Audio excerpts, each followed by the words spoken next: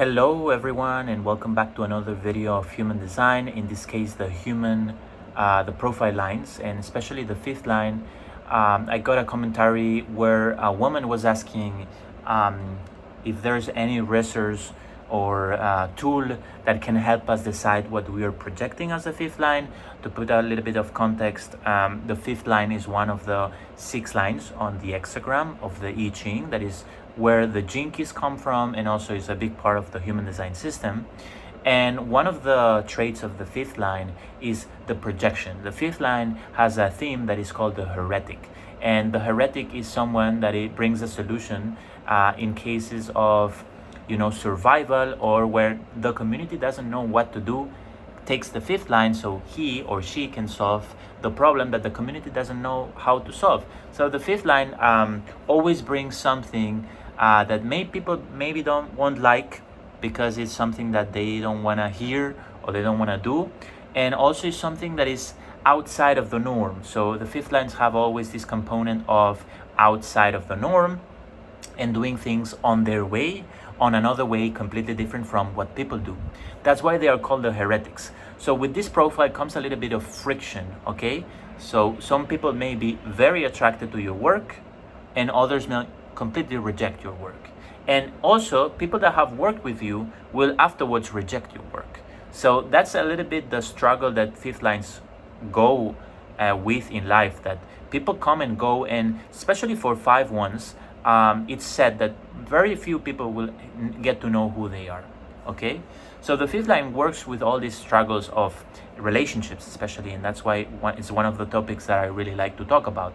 And because they will attract people based on the projection that they are having. And why do they have this projection? And this projection is meant for them being able to do their mission or have their purpose, because their mission is to help others in need.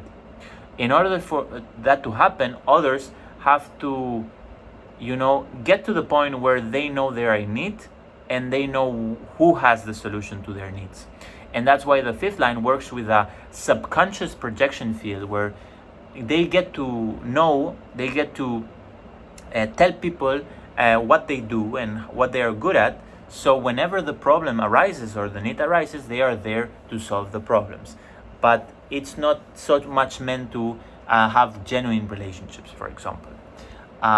So the question that I come back to the question that I got in this video is, am I able to decide what I'm projecting, and am I able to decide what I'm projecting on others? And the answer is yes and no. So what you can control is how you show up in everyday life, right? Are you showing up the most authentically and the most open-hearted? That's on your control.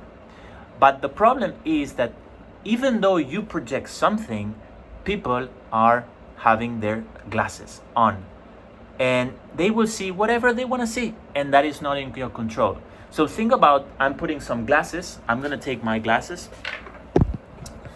So imagine that I have here these glasses that are red, okay? So even if you project a blue light, I'm gonna see red. So even though you take a lot of care on what you project to others, if I have a red glasses, I will see is red, even though you take a green light or a yellow light. So even though you wanna understand how to project who you are, yes, that's wonderful, but the problem is, or the struggle is, or the reality is, that others will see whatever they want to see on you. So the focus has to be there has to change the focus, because if you're focused on others seeing you as you are, you will never reach peace of mind and peace of heart, because you will always be trying to make others see something, and it's very hard to change people. It's very hard to change people. You can change yourself and be the role model for others to change, but you can never force anyone to change. You can never force anyone to see something different, right? So the focus here is not to how can I project who I am to others. That shouldn't be the question. That is not the right question. The question should be, how am I in peace knowing that others will project whatever they want on me? And that is something that, of course, you have to work on, and that's the inner work, and that's the invitation that the fifth line is giving to you. Is giving you the opportunity to work around your wounds, so you, let aside the need of others approving you, validating you, recognizing you, and just giving all of that to you. And that's one of the processes that is called the individuation process. If you do the Venus sequence on Gene Keys, which is something that I would be talking about, that's a great way to open up your heart and understand your wounding, so you become individuated. And there's also other tools like the Enneagram that we can work also on a session. But of course, if you want to go deeper on your specific life theme, of course we have to see that on a session, because I cannot see, I cannot know about you, your experiences, your situation right now. But that's a little bit the explanation of the projection field.